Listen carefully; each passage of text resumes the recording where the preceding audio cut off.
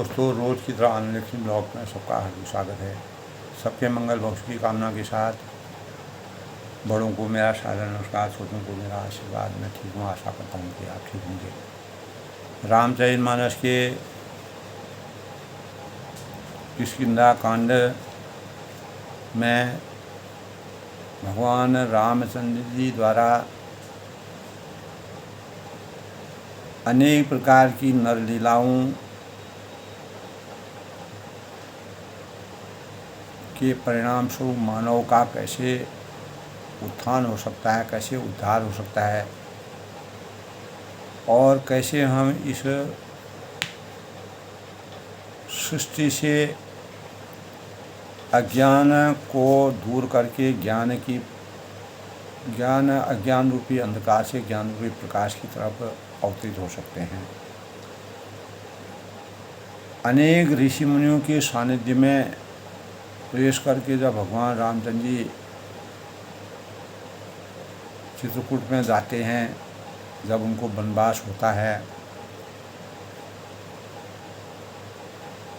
महान मुनि जो हजारों वर्षों से तपस्या तप करते करते वास्तविक भगवान के साकार दर्शन उनको नहीं प्राप्त हो रहे हैं, तो भगवान रामचंद्र जी ने मानव रूप में अवतरित होकर के सभी का कल्याण किया। तो किष्किंधा कांड में भगवान रामचंद्र ने अनेक वन्य जीवों से और वन्य लोगों से, वन में निवास करने वाले पशु पक्षियों से और वन के वातावरण से अपने जीवन को कैसे सामर्थ्यवान बनाया, कैसे भाई लक्ष्मण और माता सीता को साथ लेकर के चित्रकूट में जब भगवान राम, लक्ष्मण और सीता साथ में थे, तो भगवान ने सीता जी को पतिव्रत धर्म के रूप में जब वह अनसुईया और अनेक प्रकार की ऋषि मुनियों की पत्नियों से, उनकी धर्म पत्नियों से उनका संवाद होता है, तो अर्थ धर्म काम मोक्ष की प्राप्ति कैसे मानव जीवन को होती है। तो भगवान रामचंद्र जी ने अपने जो वास्तविक स्वरूप का वर्णन पंचवटी में जब वह सीता जी के साथ विराजमान हुए, तब भगवान रामचंद्र ने जब चित्रकूट में भरत जी जब उनको लौटाने के लिए अयोध्या आए थे, भरत जी बहुत ही विचलित थे। एक ओर जहाँ पिताजी का स्वर्गवास, दूसरी तरफ भगवान रामचंद्र जी का 14 वर्ष का वनवास। तो इसी के परिणाम स्वरूप भगवान राम ने कैकेयी के हृदय परिवर्तन को करने में जो लीला अपनाई, यद्यपि कैकेयी माता उसके लिए अवहेलना की पात्र बनी, लेकिन भगवान रामचंद्र जी ने मानव चेतना को जगाने के लिए और राजनीतिक परिवेश को कैसे सुदृढ़ बनाया जाता है, उन भावों की रचना करके कैकेयी को एक सुदृढ़ नारी के रूप में अवतरित किया है। और राजा दशरथ, चूँकि भगवान रामचंद्र जी जब राजा दशरथ चौथी अवस्था में थे, तब राम, लक्ष्मण, भरत, शत्रुघ्न का जन्म हुआ, जो ऋषि मुनियों के बाहुल्य का कारण था। भगवान रामचंद्र जी ने अवतरण लेने के लिए दशरथ जी को पहले ही कहा था। तो बड़ी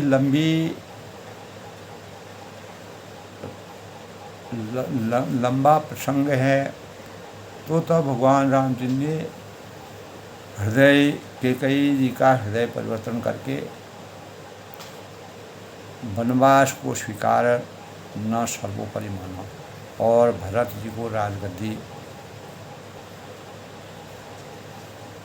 यूँ तो भगवान रामचंद्र जी एक ओर जहाँ राजपद की शुरुआत हो रही थी, वहीं दूसरी ओर उनको सवेरे होते होते उनका वनवास किया गया।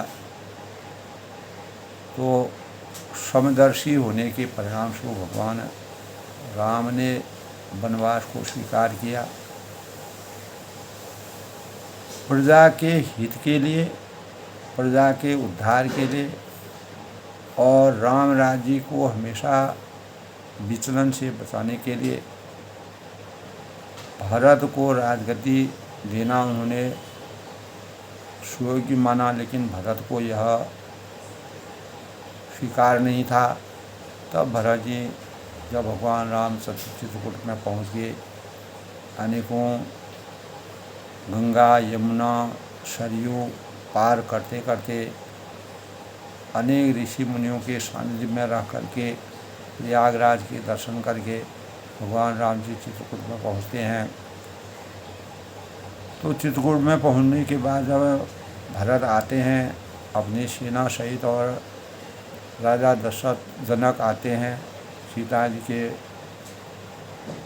पिता, तो भगवान रामचंद्र ने कहा कि माता पिता द्वारा दिए गए जो वरदान है उसका मुझे सहर्ष उसका अनुसरण करना होगा और अनेकों प्रकार की कथाओं को कह के, प्रेरणाओं को कह के भरत को सुशील बना करके सीख दे करके भरत जी को वापस अयोध्या लौटने के लिए प्रतिबद्ध किया।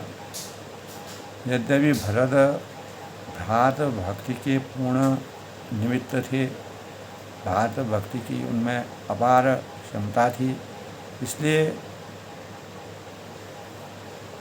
सतयुग, त्रेता, द्वापर और कलयुग में आज भी जो है भरत जैसा भाई नहीं मिल सकता है। ऐसा हमारे वेदों में, पुराणों में इस प्रकार के भावों की समीक्षा की गई है।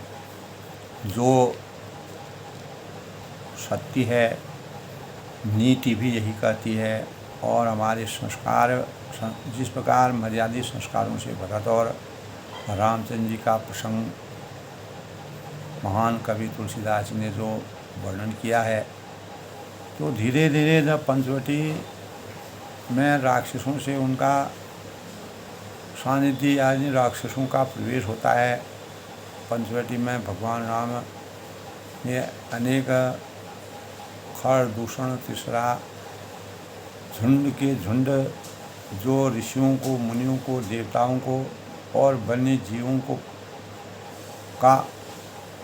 के लिए परेशानी के सबक बन रहे थे, उन राक्षसों को एक एक करके उनका अंत किया। जब राक्षसों का अंत हो गया तो भगवान राम ने रावण जो अहंकारी था, जिसने पूरा लंका में अपार आतंक फैलाया था और प्रजा बड़ी दुखी थी, तो सभी के दुख के निवारण के लिए भगवान रामचंद्र ने रावण को एक प्रकार से चुनौती दी और जिसके परिणाम स्वरूप रावण ने भगवान राम से बैर यानी बदला लेकर भगवान रामचंद्र ने सीता जी से गुप्त मंत्रणा की, क्योंकि रावण का वध करने का यही एक उपाय था। उस गुप्त मंत्रणा में माता सीता को अग्नि में प्रवेश करवा दिया और उनकी परछाई को वहाँ पर रखा। जब लक्ष्मण जंगल में गए थे तब भगवान राम ने की यह बात लक्ष्मण जी को भी मालूम नहीं थी। तब सीता जी अग्नि में प्रवेश कर चुकी थी और सोने का हिरण बना करके रावण का हृदय परिवर्तन भगवान को करना पड़ा। तब रावण ने छल करने का प्रयास किया और सूर्पनखा के नाक कटने के बाद और खर दूषण और तीसरा के वध के बाद रावण को भगवान रामचंद्र ने अपनी लीला के प्रसंग उकसाया और सीता जी को वह उनकी परछाई को हरण करके ले गया। तब भगवान रामचंद्र जी मानव रूप में नरलीला करते हुए सीता जी की खोज में वन में अनेकों जगह विचरण करते हैं, पंचवटी में जाते हैं, ऋषि मुख पर्वत पर पहुँचते हैं, पूर्वसन पर्वत पर पहुँचते हैं, पुरुषन पर्वत पर सुग्रीव राय यानी वानर राज सुग्रीव से पहले उनकी यानी अनेक ऋषियों, सुतीक्ष्ण ऋषि हैं और अगस्त्य ऋषि हैं, नारद मुनि हैं, अनेकों ऋषियों से उनका सानिध्य होता है, सबसे ज्ञान प्राप्त करते हैं। और जब प्रवसन पर्वत पर पहुंचते हैं तो सबरी के आश्रम में जाने के बाद भगवान रामचंद्र जी को यानी पंपा सरोवर के में उन्होंने विश्राम करते हैं। पंपा सरोवर में विश्राम करने के पश्चात उनको आगे का मार्ग यानी जब सबरी को जन्म मरण के बंधन से दूर किया, भगवान राम जी के दर्शन उसको हुई तो उसका जीवन धन्य हुआ। तब उसने कहा कि पंपापुर में सुग्रीव वानर राज रहते हैं, वही उन्हीं से मित्रता करके सीता की खोज हो सकती है। तब मूर्छित अवस्था में वहाँ जटायु, गिरिराज जटायु मिले। जटायु के अंतिम समय में भगवान राम जी ने उसका दाह संस्कार करके जटायु ने रावण का प्रसंग बताया कि रावण दक्षिण आकाश मार्ग से दक्षिण की तरफ सीता जी को हरण करके ले जा रहा था। तो भगवान रामचंद्र जी नरलीला करते हुए सुग्रीव को, जो कि बाली के भय से बहुत ही भयभीत था और उसको न्याय की पराकाष्ठा यानी जो न्याय के परिणाम स्वरूप बाली का वध करके उसको मोक्ष प्राप्त करके सुग्रीव को राज सिंहासन दिलवाया, राजगद्दी दिलाई। और बाली के ही पुत्र अंगद बाली के अनुरोध के परिणाम स्वरूप जब बाली अंतिम दशा में था तब उन्हें अंगद को भगवान राम जी के को समर्पण कर दिया, तब अंगद को युवराज बनाया। तब भगवान राम जी ने सुग्रीव से सीता की खोज के लिए अनेक वानरों को साथ में लेकर के सीता की खोज की गई। सीता की खोज करने के लिए सुग्रीव को जब भौतिक सुखों की आसक्ति होने लगी तो अपने काफ़ी दिनों से वह बाली से भयभीत था, अब वह निर्भय हो गया तो भगवान राम जी की सुध भूल गया। तब भाई लक्ष्मण को संकेत दे करके भगवान राम जी ने सुग्रीव को भय दिखाया। उसी भय के परिणाम स्वरूप जब हनुमान जी सुग्रीव को के पार गए तो उन्होंने साम दाम दंड भेद के परिणाम स्वरूप यानी इन भावों के परिणाम स्वरूप सुग्रीव को भयभीत किया। तब सुग्रीव को सुध आई तो उसने फिर वचनबद्ध होकर के सभी वानरों को अपनी अपनी दिशाओं में भेजा और सीता जी की खोज के लिए किष्किंधा कांड में पूरे वन में प्रवास करने के पश्चात सीता जी की खोज के लिए वानर किस प्रकार से एक जगह से दूसरी जगह जाते हैं। वानरों के राजा जो सुग्रीव थे उन्होंने सबको एक माह के अंदर सीता की खोज करने का संकल्प लिया।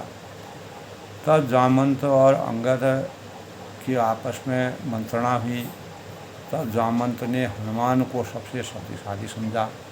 भगवान रामचंद्र ने अपनी मुद्रिका दे करके सीता जी की खोज के लिए भेजा और सभी बंदर जो है समुद्र तट पर निकल गए थे, लेकिन संपाति नामक एक गीध जो जटायु का भाई था पक्षी, वह उनको मिला तो उसने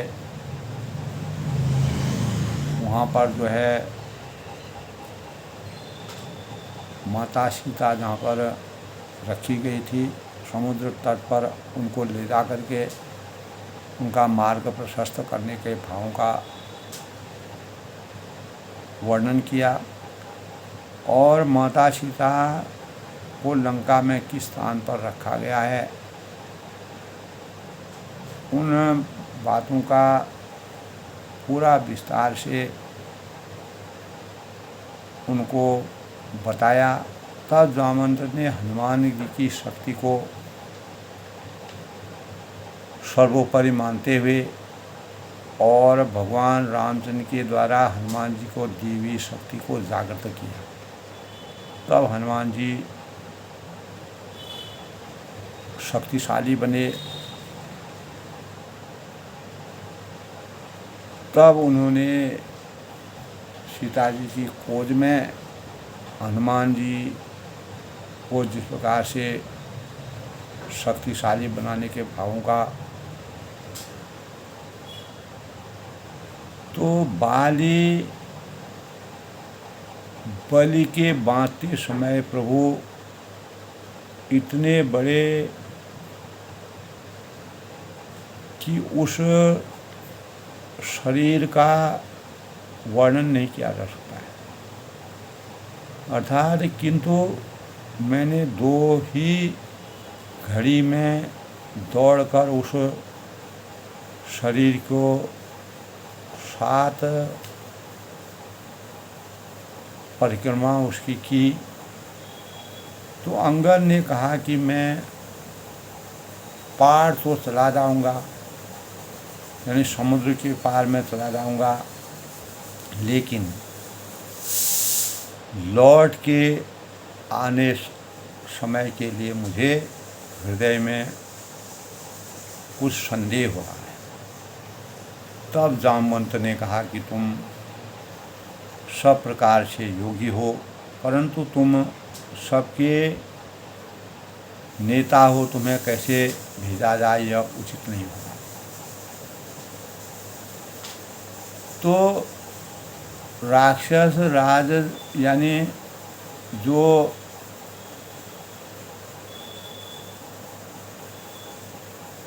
राक्षसों का अंत करने के लिए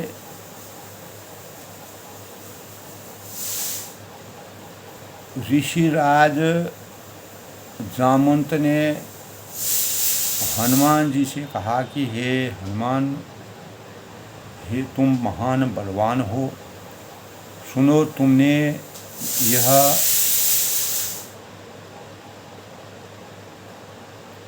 यानी हनुमान तब जब सबको सीता जी की खोज के लिए भेजा जाता है तो हनुमान शांत रहते हैं। तो उनसे कहा जामवंत ने कि हनुमान ही एक ऐसा शक्तिशाली है। तो उनसे कहा तुम शांत क्यों हो, तुम पवन के पुत्र हो और बल में पवन के समान हो, तो तुम बुद्धि विवेक और विज्ञान की खान हो। भगवान रामचंद्र ने तुमको अष्ट सिद्धि की प्राप्ति की है, तो इस संसार में कौन सा ऐसा कठिन काम है जो तुम नहीं कर सकते हो। यानी कवन सो काज कठिन जग माही, जो नहीं होई तात तुम चाहिए। अगर तुम चाहते हो कोई भी कार्य संसार में नहीं होने वाला नहीं है, अर्थात सब अनुकूल है, प्रतिकूल कुछ भी नहीं, सब संभव है, असंभव कुछ भी नहीं। जब भगवान राम जी के प्रति, उनके कार्य के प्रति तुम मन वचन और कर्म से प्रतिबद्ध हो जाओगे, तो हनुमान की पर्वत के आकार वो अत्यंत विशालकाय, हनुमान जी का स्वरूप बड़ा विशालकाय हो गया, शक्ति का सृजन हो गया और उनका यानी सोने का सा रंग हो गया। भगवान रामचंद्र की कृपा उन पर बरस गई और शरीर पर तेज सुशोभित हो गया, मानो दूसरा पर्वतों का राजा सुमेरु ने अवतार ले लिया। हनुमान जी ने बार बार सिंहनाद करके कहा कि मैं इस सारे समुद्र को खेल में ही पार कर डालूं। इतनी शक्ति उनको, यानी 100 योजन, यानी अनेकों समुद्रों को पार करके हनुमान जी ने अपने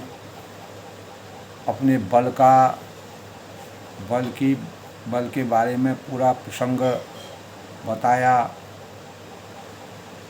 और सहायकों सहित रावण को मारकर जो त्रिकूट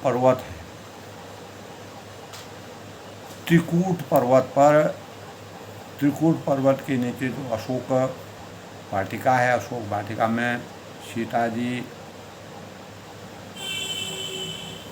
रहती हैं और वहीं रावण भी रहता है।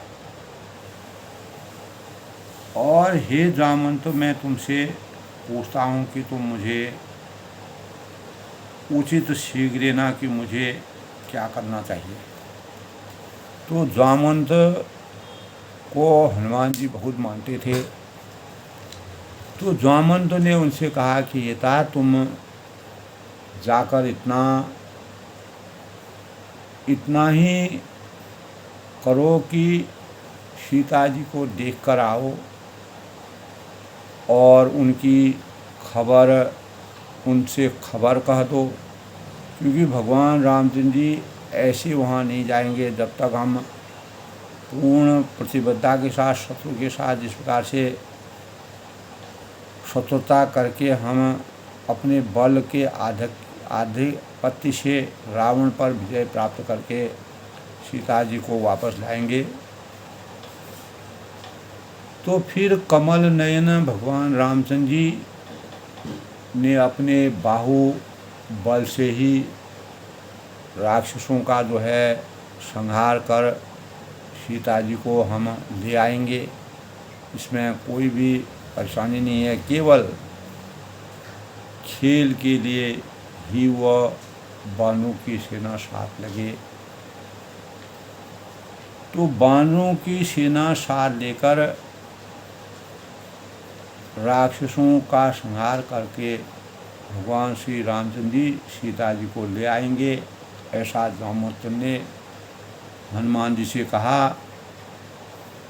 तब देवता और नारद आदि मुनि भगवान के तीनों लोकों को पवित्र करने वाले सुंदर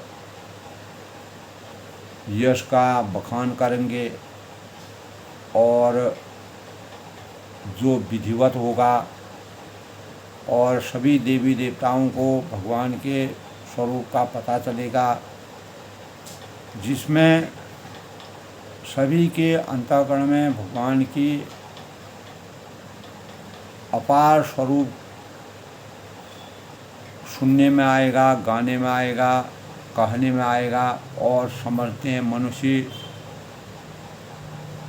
यानी परम पद की प्राप्ति कैसे होती है। जिस श्री रघुनाथ जी के चरण कमलों यानी भ्रमर तुलसीदास जी ने इस प्रकार की जो भाव व्यक्त किए हैं, तो श्री रघुनाथ जी का यश भाव यानी इस सांसारिक जीवन के माया बंधनों से, जन्म मरण के बंधनों से, बंधन रूपी रोग की जो अचूक दवा है, उस दवा का जो सेवन करेगा, जो पुरुष और जो स्त्री इसे सुनेंगे, इस गाथा को, इस प्रसंग को, इस रहस्य को, तो तीसरा के शत्रु जो हैं भगवान रामचंद्र जी खर दूषण और तीसरा के शत्रु कहे जाते हैं, उनके सब मनोरथ अपने आप ही स्वतः ही सिद्ध हो जाएंगे। तो जिनका नीले कमल के समान श्याम शरीर है और जिनकी शोभा करोड़ों कामदेवों को पीछे कर देती है, कामदेव भी हारमान हो जाते हैं, और जिनका नाम पाप रूपी पक्षियों को मारने के लिए एक बधिक के समान कार्य करता है, यानी सभी राक्षसों के अंत करने के लिए उन भगवान श्री रामचंद्र जी के गुणों के समूह और लीला को अवश्य सुनना चाहिए। ऐसा तुलसीदास जी ने यानी किष्किंधा कांड में भगवान राम जी के स्वरूप का वर्णन करते हुए हनुमान जी को चिताया, जिसके परिणाम से हनुमान जी को अपार बल प्राप्त हुआ। और जामवंत के कथन के अनुसार हनुमान जी ने लंका पर कूच किया। तब जब हनुमान जी लंका पर कूच करते हैं तब सुंदर कांड का प्रसंग आता है। शांतं शाश्वत में मनगं निर्वाण शांति प्रदं ब्रह्मा शंभु फणिंदं सैभ्यं मनीषं वेदांत वेद्यं विभुम रामाख्यं जगदीश्वरं सुरगुणं माया मनुष्यं हरि वंदे अहं करुणाकरं रघुबर भूपाल चूड़ामणि। अर्थात शांत सनातन तुलसीदास जी ने जब हनुमान जी लंका पर प्रवेश करते हैं तब भगवान की वंदना की है कि शांत सनातन अप्रमेय यानी परमाणु से परे और निष्पा मोक्ष रूप परम शांति देने वाले ब्रह्मा विष्णु महेश जो सृष्टि के सृजन करता है, सृष्टि को पालने वाले हैं, पालनकर्ता हैं और श्रृंगार करता है, शेष जी के निरंतर सेवित करते हैं। वेदांत के द्वारा करने योग्य सर्वव्यापक देवताओं में सबके बड़े और माया से मनुष्य रूप में दिखने वाले भगवान रामचंद्र जी समस्त पापों को हरने वाले यानी रामाख्यं जगदीश्वरं सुरगुणं माया मनुष्यं हरिं वंदे अहं करुणाकरं रघुबरं भूपाल चूड़ामणि। अर्थात मनुष्य रूप में दिखने वाले समस्त पापों को हरने वाले और करुणा के खान रघुकुल के श्रेष्ठ तथा राजाओं के शिरोमणि राम कहलाने वाले जगदीश्वर की मैं वंदना करता हूँ, उनको नमन करता हूँ, उनकी स्तुति करता हूँ। नान्यां सुप्रहा रघुपति हर्षि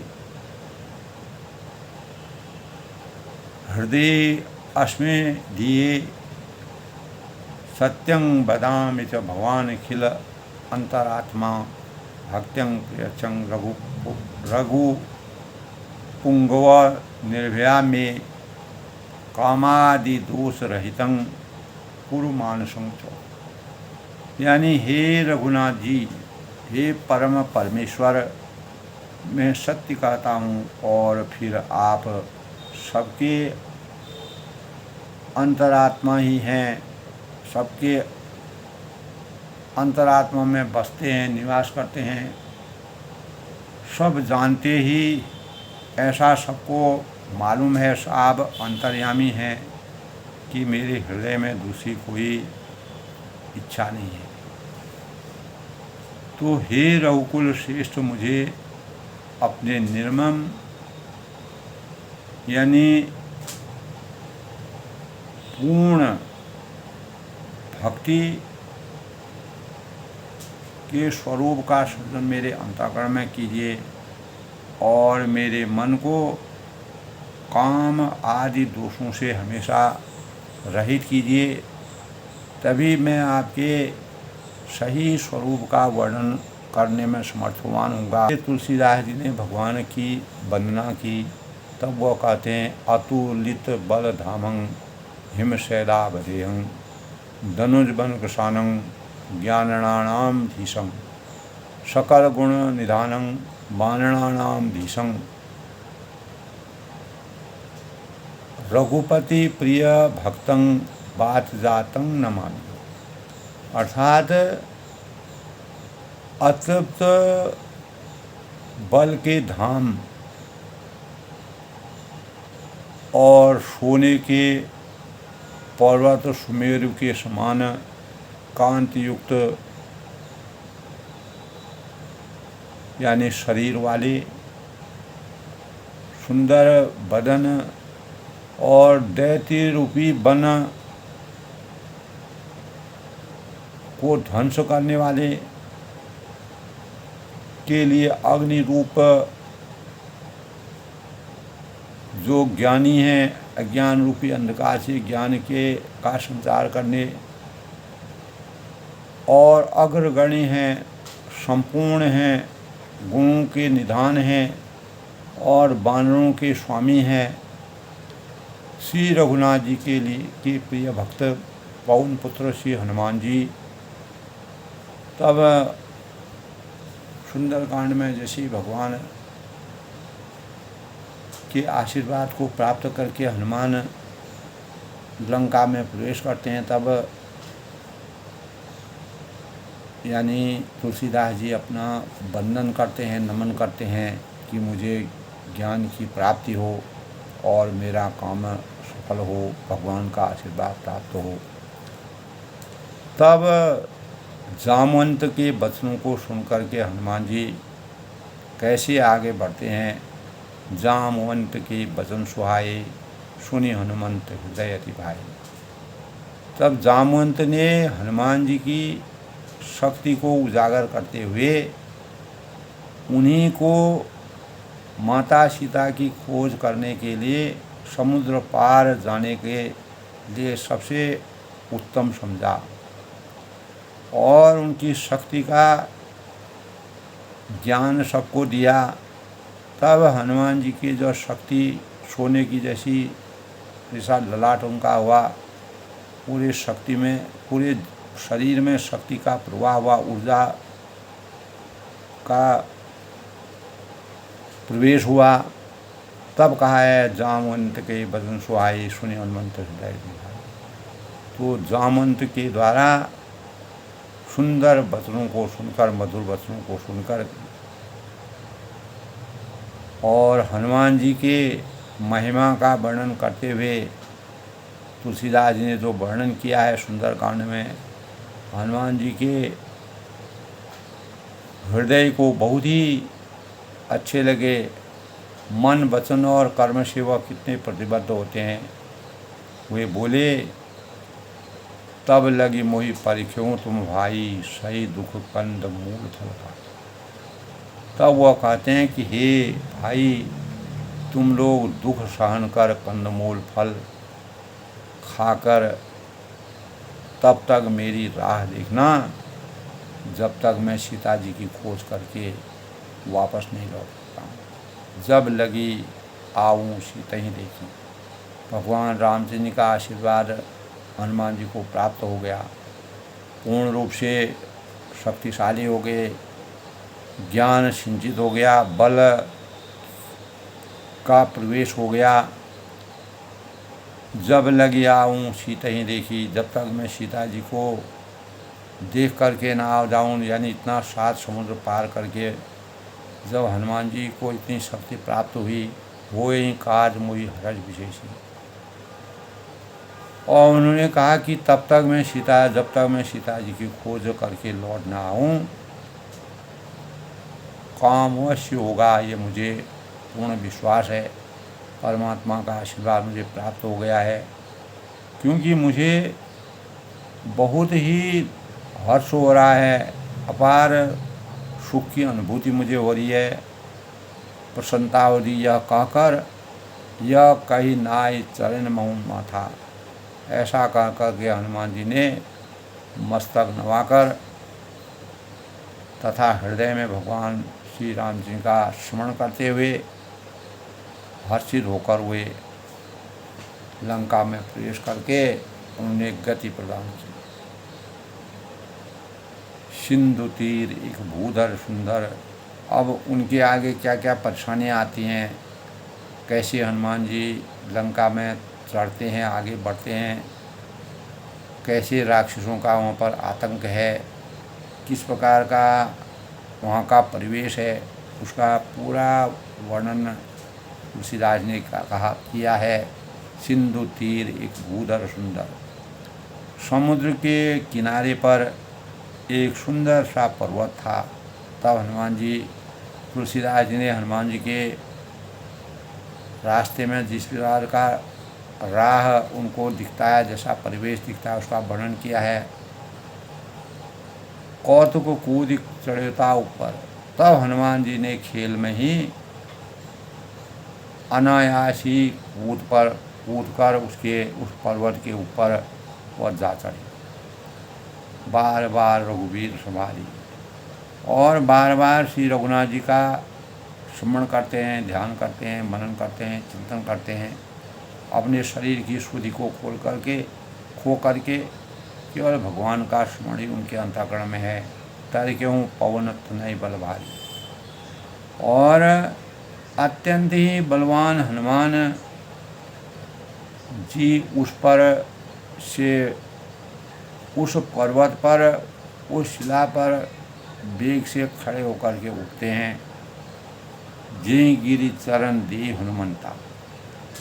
जिस पर्वत पर हनुमान जी ने पैर रखकर आगे वह चले थे, चले सो गा पाताल बुरंता।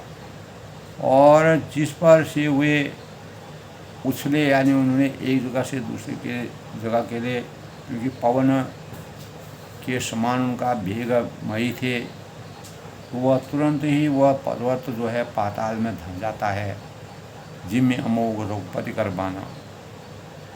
ऐसा लग रहा था कि जैसे रघुपति जी, भगवान रामचंद्र जी का अमोघ बाण चलता है उस पर, तभी उसी तरह हनुमान जी भी आगे चलते जाते हैं।